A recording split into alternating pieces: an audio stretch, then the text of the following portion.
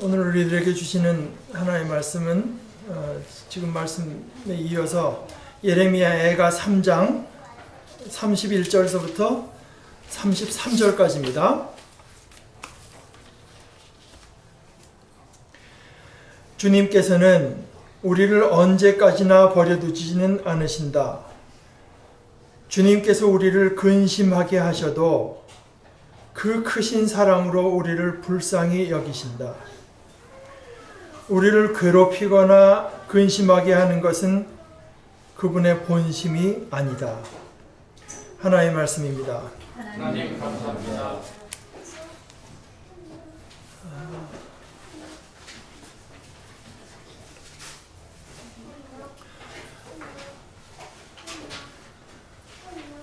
지금 우리가 잘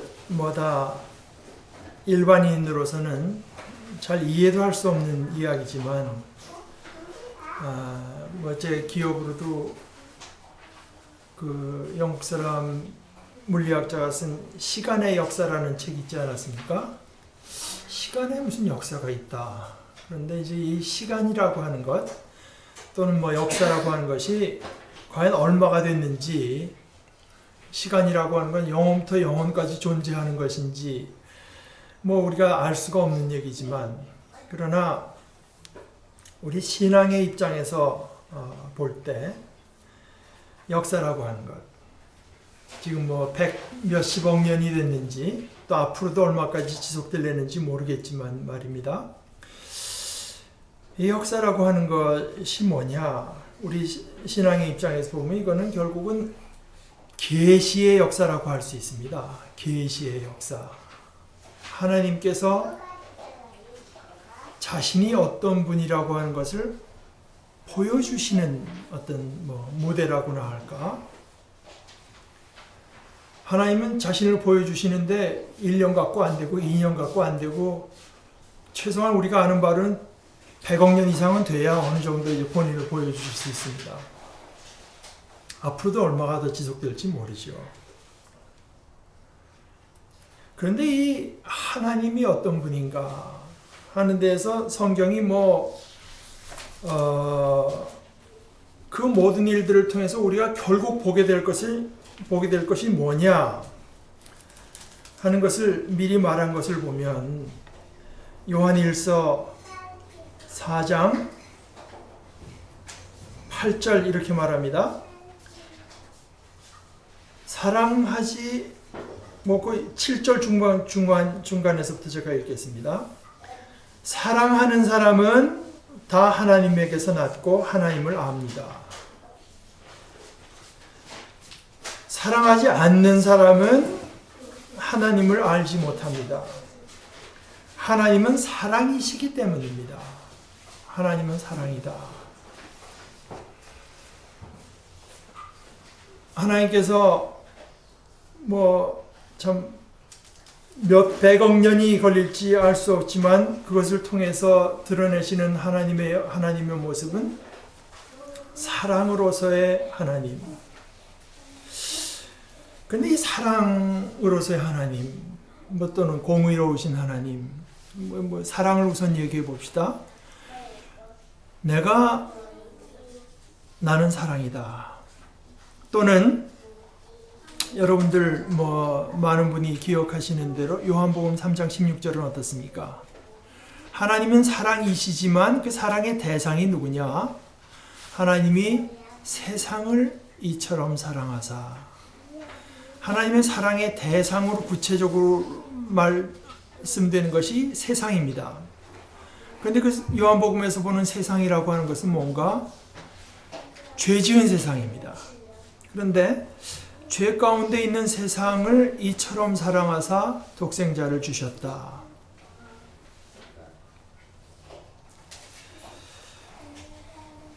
사랑이라고 하는 것은 내가 너희를 사랑한다. 내가 당신을 사랑합니다.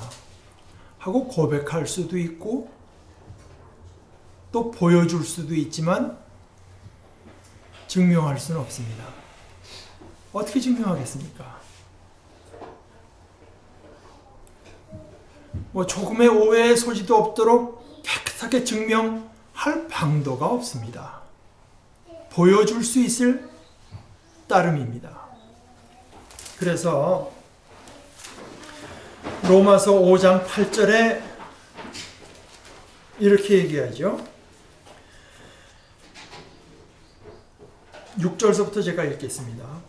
우리가 아직 약할 때 그리스도께서는 제때 경건하지 않은 사람을 위하여 죽으셨습니다. 의인을 위해서라도 죽을 사람은 거의 없습니다. 더욱이 선한 사람을 위해서라도 감히 죽을 사람은 드뭅니다. 상대편이 의롭고 선해도 그들을 위해서 내가 죽겠습니다 하고 나설 사람은 참 드뭅니다. 그러나 저거 뭐 내가 저런 인간을 위해서 죽을 아무런 가치가 없어 보이는 인간, 그러나 우리가 아직 죄인이었을 때 그때 그리스도께서 우리를 위하여 죽으셨습니다. 이리하여 하나님께서는 우리들에 대한 자기의 사랑을 실증하셨습니다. 여기 실증이라는 표현이 참 멋있는 표현입니다. 제가 시애틀에 있을 때 우리 교회로 왔던 분에게 여기 실이 내가 잊어먹어서 그 뜻이 뭘까요? 그랬더니 이제 그분이 그 동양 철학을 전공한 분이라 열매실자입니다. 열매실자. 그러면서 역시 그 뭐 철학자니까 이거는 철학적으로 봐서 소위 뭐 가능태, 현실태 이럴 때 실입니다. 현실. 하나님께서 우리들에게 대한 자신의 사랑을 실제로 그러하다. 이거는 그저 관념상으로만 그런 것이 아니라 내가 정말로 실제로 너희를 이렇게 사랑한다고 하는 것을 하나님께서 보여주신 사건, 물론 증명할 수는 없습니다. 그러나 증거할 수는 있지 않습니까? 그것이 그리스도께서 우리가 아직 죄인 되었을 때, 우리에게 아무런 사랑을 받을 만한 구석이 없을 때, 심지어 예수를 죽일 만큼 완악했을 때, 그런 우리를 위해서 죽으심으로써 하나님이 우리를 사랑한다고 하는 것을 더 이상 분명히 보여줄 수 없게 분명히 보여주셨습니다.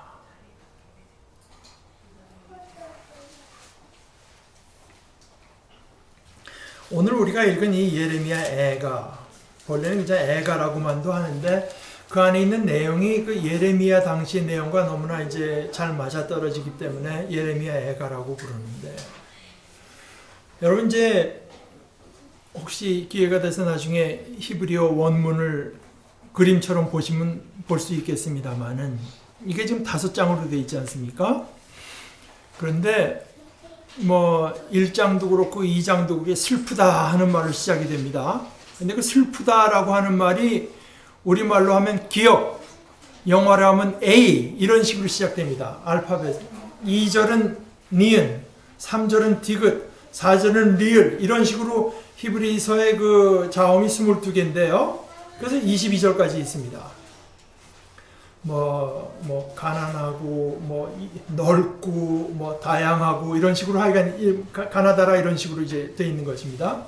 2장도 그렇게 되어 있습니다. 네, 여러분 성경을 보시죠. 3장은 몇 절까지 있습니까? 3장 66절까지 있죠.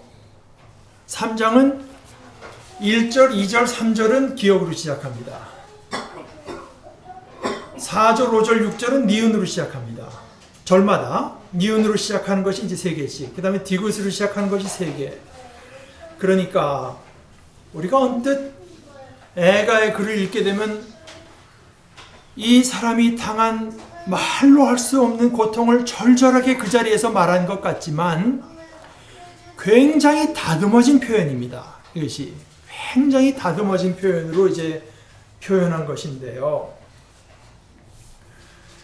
뭐 어떤 상황에 이런 일을 당했을까? 대개 생각하는 것은 597년에 예루살렘이 한번 바빌론에게 침공을 당해서 많은 사람들이 끌려가고 한 일이 있고, 한 10년 있다가 이제 본격적으로 이제 망하게 되는데, 그 두 번의 사건이 아니면 예루살렘이 이렇게까지 고통스러운 일을 당했을 때는 없었을 것 같다 해서 이제 그 당시, 그래서 이 예레미야 애가는 지금도 유대인들이 예루살렘 성전이 파괴됐던 때를 기념하면서 그때마다 읽습니다.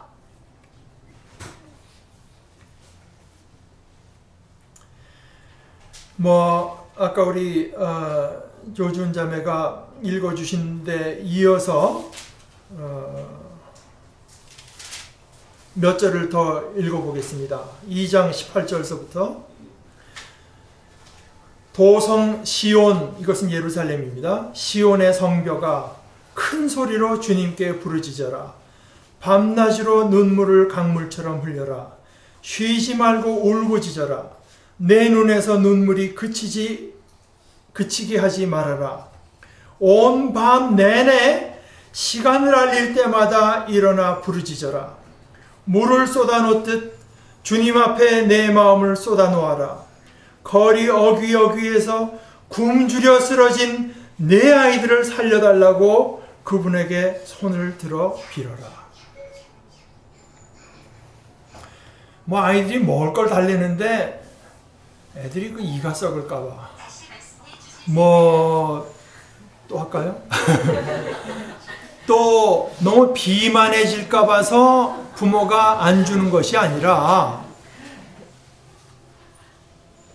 아이가 배가 고파서 먹을 걸 달라고 하는데 줄 게 없는 겁니다. 줄 게 없는 거예요. 어린아이가 배고파서 죽겠다는데 줄 것이 없는 부모의 심정이 어떻겠습니까? 그래서 여기 보게 되면은 굶주려서 쓰러졌다고 해요. 너무 피곤하고 애들이 기진맥진해서 쓰러졌을 뿐 아니라 저 뒤에 가면은 엄마가, 그것도 그냥 잔인한 엄마가 아닙니다. 사랑하는 엄마가 그 아이들을 삶아서 먹는 일도 있었습니다.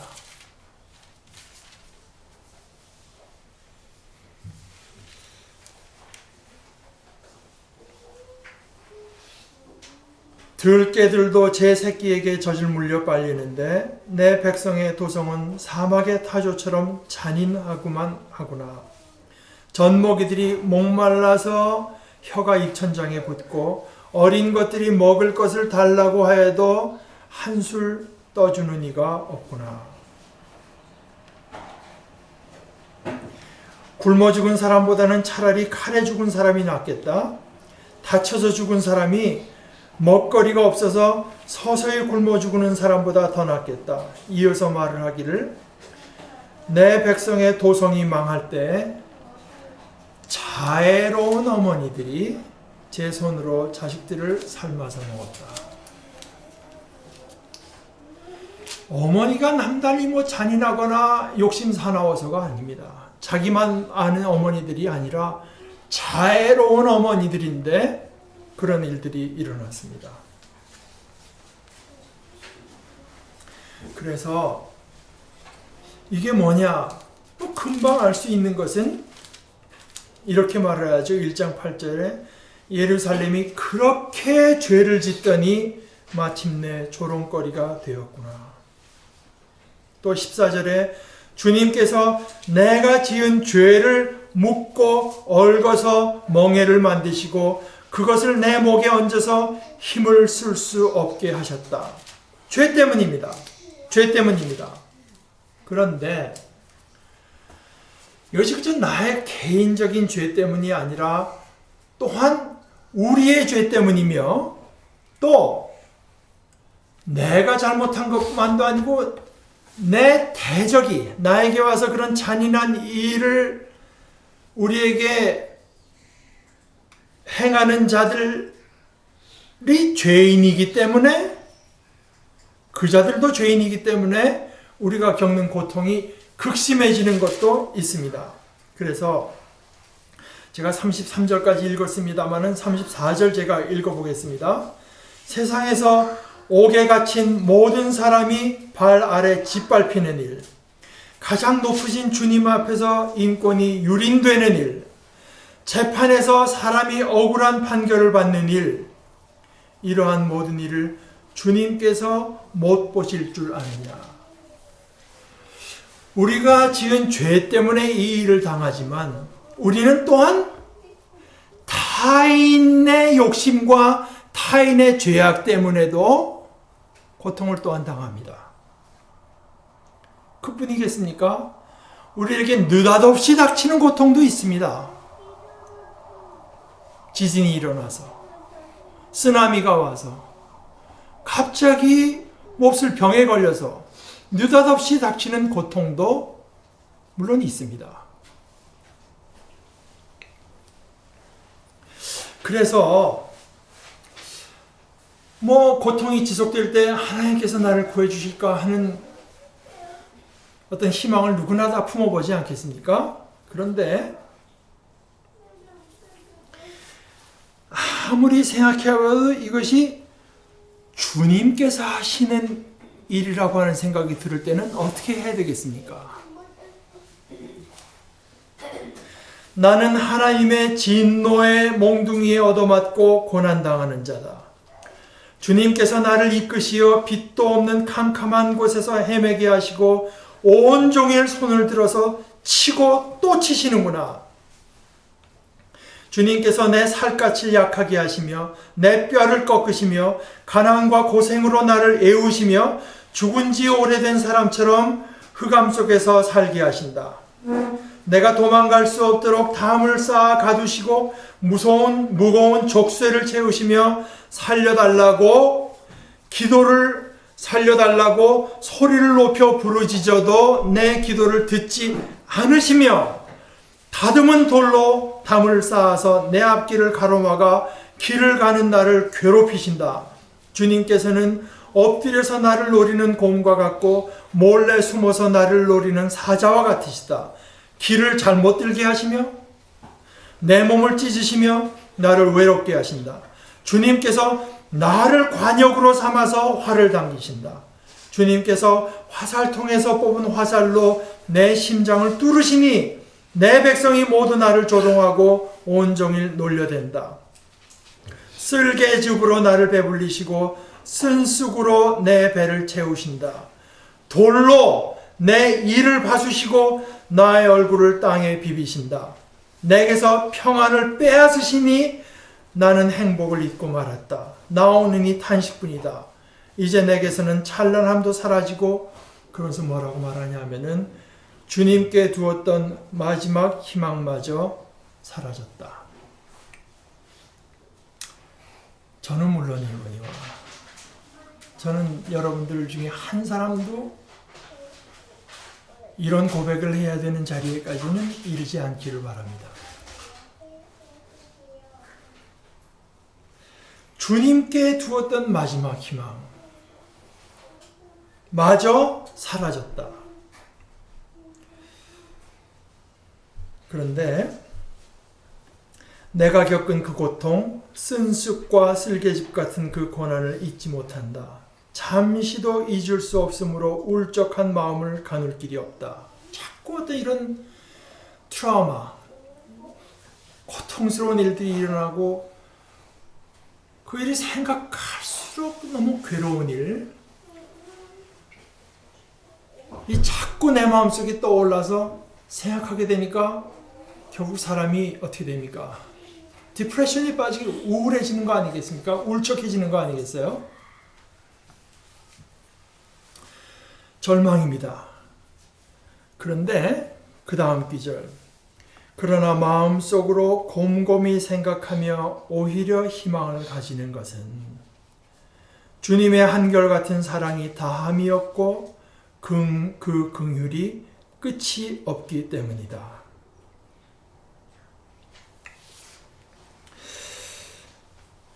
절망에서 희망으로 옮겨가는데 무슨 밖에서 새로운 소식이 들려온 것이 아닙니다.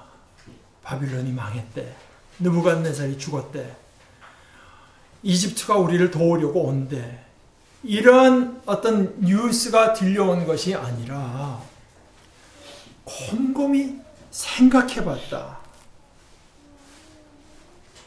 주님께 두었던 마지막 희망마저 없어졌다가 오히려 희망을 가지게 되는 것은 곰곰이 생각했기 때문입니다. 물론 아무 생각이나 한다고 희망을 가지게 되는 것은 아니죠. 대개는 내가 겪은 고통이 너무나 커서 거기에 함몰돼서 그 생각만 하다 보면은 오히려 절망으로 빠지기 십상입니다. 무엇을 생각하는가? 이것이 결정적으로 중요한 거죠. 그런데 우리가 그런 절망에 빠졌을 때 생각하되 곰곰이 생각하는데 그것이 무슨 새로운 것을 알아내기 위한 것이 아닙니다. 오히려 우리가 늘 알아왔던 것, 우리가 늘 말해왔던 것, 그것을 다시 기억해내는 것이 훨씬 더 중요할 수 있습니다.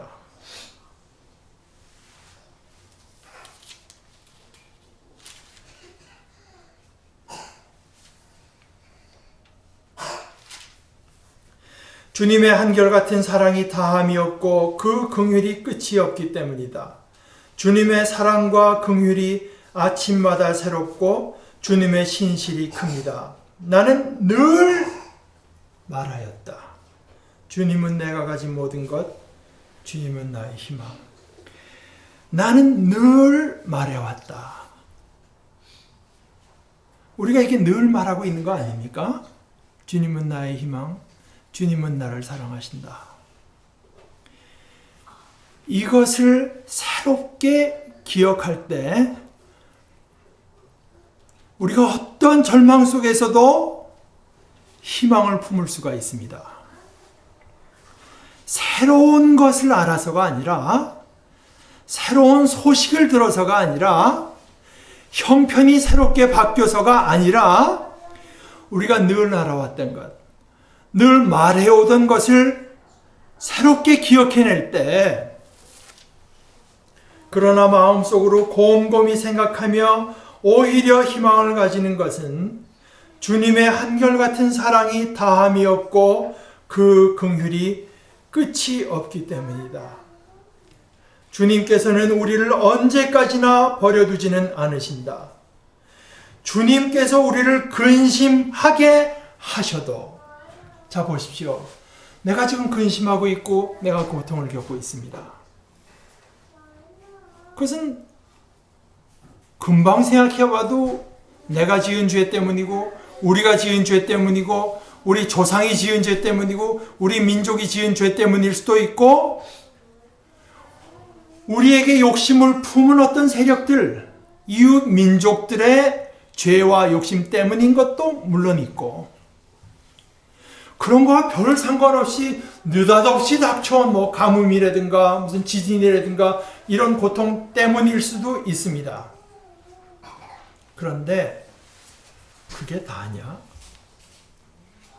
내가 지은 죄 그것이 다고, 내 이웃의 악함 그것이 다고, 느닷없이 닥쳐온 불행 그게 다냐? 물론 그것들이 있습니다. 우리가 고통을 당하고 우리가 억울한 일을 당할 수 있죠. 지금 우리 대한민국 보게 되면 얼마나 억울한 일을 당하는 사람들이 얼마나 많습니까? 물론 그것은 세력을 잡은 사람들의 거짓과 죄악과 욕심 때문인 부분이 많이 있습니다. 그런데 그게 다냐? 요한복음 19장에 보면은 예수님과 빌라도 사이에 대화가 나옵니다. 빌라도는 로마 총독, 그 당시로서 가장 어떤 궁극의 권력, 권한을 쥐은 사람 아니겠습니까? 그 빌라도가 예수님께 묻습니다. 당신은 어디서 왔소? 자, 이게 범상한 질문이 아니죠. 우리가 이게 무슨 갈릴리에서 왔습니까? 어디서 이런 차원의 얘기가 아니지 않습니까? 당신은 어디서 왔소? 예수께서는 그에게 아무런 대답도 하지 않습니다. 빌라도가 이상합니다. 이 사람이 지금 나한테 뭔가 자신을 증명해 보여야 살 희망이 있는데 아무 얘기를 안 하니까 다에게 말을 하지 않을 작정이요. 나에게는 당신을 놓아줄 권한도 있고 십자가에 처형할 권한도 내게 있다는 것을 그대는 모르시는가? 너에게 지금 질문을 던지는 나는 당신의 생사여탈권을 쥐고 있는 사람이다. 드디어 예수께서 대답하십니다. 위에서 주지 않으셨더라면 당신에게는 나를 어찌할 아무런 권한도 없을 것이고. 물론 맞습니다. 예수가 여기까지 끌려온 것은 유대 종교 지도자들의 어떤 죄악된 생각 때문에 끌려온 것이 맞고, 거기에 예수님의 사랑하시던 제자의 배반도 있었던 것도 맞고, 지금 로마라고 하는 세력이 예수를 어떻게 해서 정치적으로 이용하려고 하는 어떤 거짓과 악함이 거기에 드러나 있는 것도 틀림없이 맞습니다. 그런데 그게 다냐? 예수님에게는 위에서 주시지 않으셨더라면 당신에게는 나를 어찌할 아무런 권한도 없을 것이다. 하나님께서 예수님으로 하여금 그런 고통을 겪도록 인도하지는 않으셨을지라도 최소한 하나님께서 허가하지 않았다면, 허용하지 않았다면 당신이 나를 어떻게 할 수는 없다.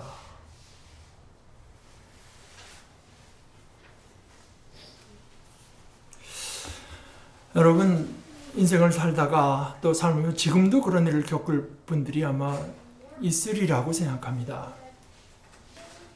고통을 겪죠. 억울한 일을 당하죠. 어처구니 없는 일을 당하죠. 그것이 아까 이거 좀 제가 얘기가 극단으로 갑니다만은 어머니가 자식을 삶아 먹었다고 하는데, 사실 우리가 보다 보면 가족들 간에도, 심지어 부모 자식 간에도, 여러분, 저는 이 생각이 좀 외골수로 가는 경우가 많아서 여러분들 좀 감안하고 들어주시면 좋겠는데, 사실 부모가 자기 자식을 가지고 자기 욕심을 성취하려고 하는 것도 어떻게 보면 자식의 생명을 가로채는 거 아니겠습니까? 자기가 살고 싶은 삶을 아이의 건강과 시간을 이용해서 누리려고 한다면 그것도 결국 생명을 가로채는 거 아니겠어요? 물론 우리가 겪는 많은 고통이 우리의 죄악 때문에 일어나고 다른 사람들의 죄악 때문에 일어나고 우연스러운 것 같은 것들 때문에 일어나는 것이 사실이지만, 하나님께서 허락하시지 않으면 그 어떤 것들도 우리를 그렇게 좌지우지할 수는 없다. 그렇기 때문에 그런 의미에서 이 모든 것들이 결국 어디에서 왔는가? 우리가 곰곰이 생각할 것의 첫 번째는 그것입니다. 이 모든 일이 어디에서 왔는가? 그 인간 때문에 그랬지. 그때 내가 잘못된 선택을 해서 그렇게 됐지. 그것이 아니라 이 모든 일들이 일어날 수 있었고 일어났던 것은 그 배후에 하나님의 손길이 있었다. 그런데 그럼 뭐냐? 왜 하나님께서 이런 일이 나에게 일어나도록 허락하시는가? 도대체 그 하나님의 본심이 뭐냐? 그래서 그 하나님의 나와 우리를 향한 본심이 주시기 위한 것이라고 하는 것을 우리가 깨달을 때, 그때만 진정한 의미에서 희망을 품을 수 있습니다. 그리고 바로 그렇기 때문에 우리가 희망을 품을 수 있는 것 아니겠습니까?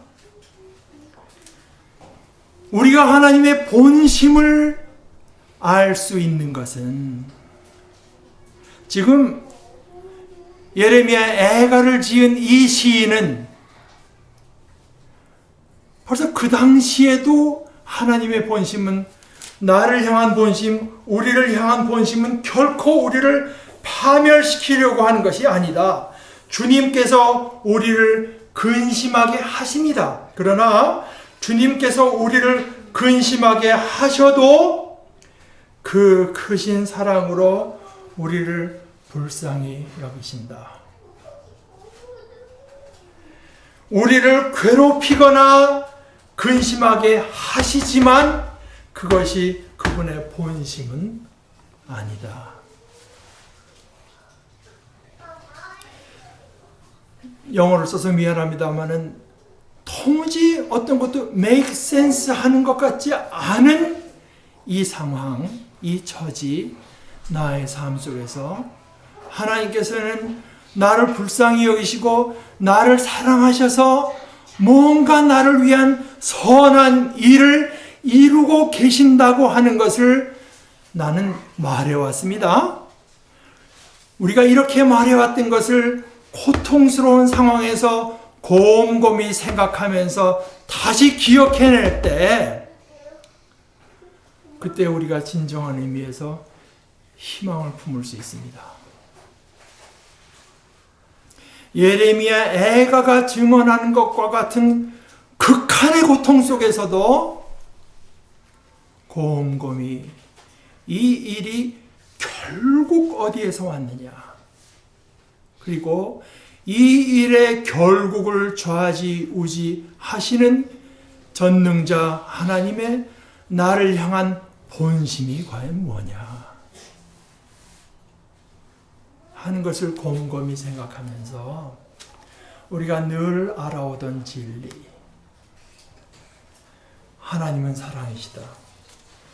우리가 아직 죄인 되었을 때 예수 그리스도께서 우리를 위해서 죽으심으로 하나님께서 너희를 향한 내 본심은 사랑이다, 너희의 복이다 하는 것을 실증하셨다고 하는 것을 기억하면서 우리에게 앞으로 어떤 어려움이 닥칠지 몰라도 그 어려움 가운데 늘 참된 희망을 품고 이겨나가실 수 있기를 축원합니다. 우리 같이 기도하십시다.